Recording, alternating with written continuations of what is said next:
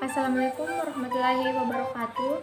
Perkenalkan, nama saya Nurfadilatus Sadia dari kelas APA 18I. Di sini saya akan menjelaskan materi tentang utang antara perusahaan. Langsung saja, transfer antara perusahaan atau yang sering disebut dengan direct intercompany debt transfer. Di sini melibatkan pinjaman dari satu afiliasi ke afiliasi lain yang tergabung dalam entitas konsolidasi. Contohnya adalah hutang piutang yang timbul karena penjualan kredit dari persediaan anak perusahaan dan penerbitan wesel bayar dari satu afiliasi ke afiliasi lain untuk peminjaman dan operasi. Di sini bisa kita lihat ada PT Induk dan PT Anak, di mana PT Induk menerbitkan obligasi yang akan dibeli oleh PT Anak. Nah, walaupun dalam ilustrasi PT Induk melakukan pinjaman ke PT Anak, namun entitas konsolidasi secara keseluruhan tidak meminjam dan pinjaman anak perusahaan tidak tercermin dalam laporan konsolidasi. Selanjutnya, pembelian obligasi perusahaan induk oleh perusahaan anak, di mana penarikan konstruktif atas obligasi perusahaan induk terjadi apabila perusahaan afiliasi atau perusahaan anak membeli obligasi yang beredar milik perusahaan induk. Yang kedua, perusahaan anak atau pembeli mencatat jumlah yang dibayar sebagai investasi dalam obligasi. Hanya jurnal ini yang dicatat oleh perusahaan afiliasi baik induk maupun anak pada saat terjadi pembelian.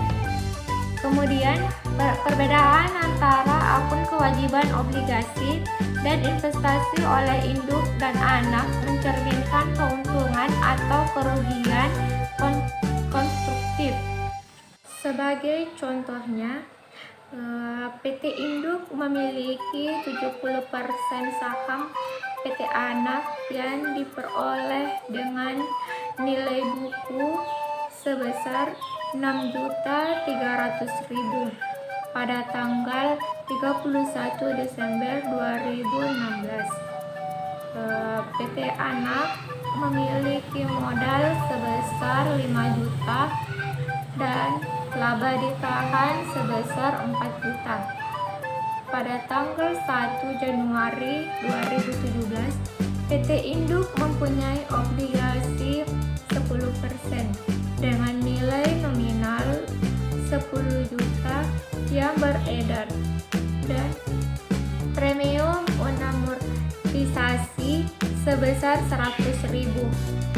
Pembayaran bunga setiap 1 Januari dan 1 Juli.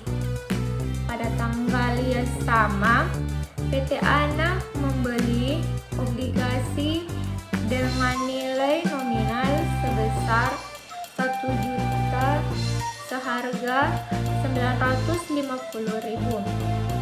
Pembelian ini menghasilkan laba konstruktif sebesar 60.000. Dengan perhitungan penyelesaiannya, di sini nilai buku obligasi yang dibeli sebesar 10.100.000 diambil dari nominal 10 juta ditambah dengan premi sebesar 100.000.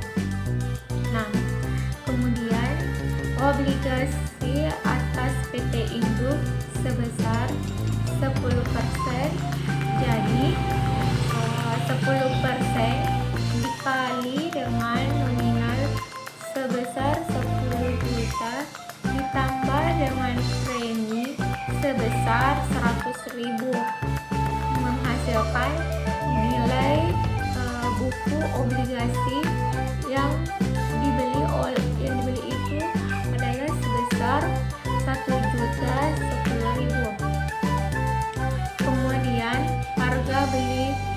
PT Anak sebesar 950.000.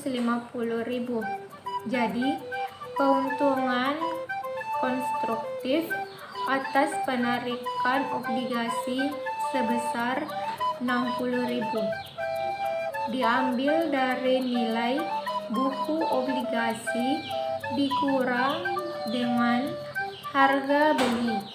Jadi, nilai buku itu sebesar 1.010.000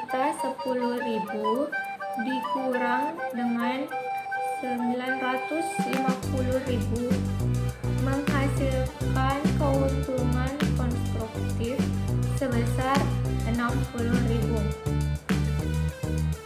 Jadi, ayat jurnal yang dibuat oleh PT Anak ketika membeli obligasi PT Induk adalah investasi dalam obligasi PT Induk sebesar 950.000 di debit dan kas sebesar 950.000 di kredit. Mungkin ini yang bisa saya jelaskan dari materi tersebut. Mohon maaf bila ada kesalahan. Billahi fisabilil haq. Astaghfirullah. Assalamualaikum warahmatullahi wabarakatuh.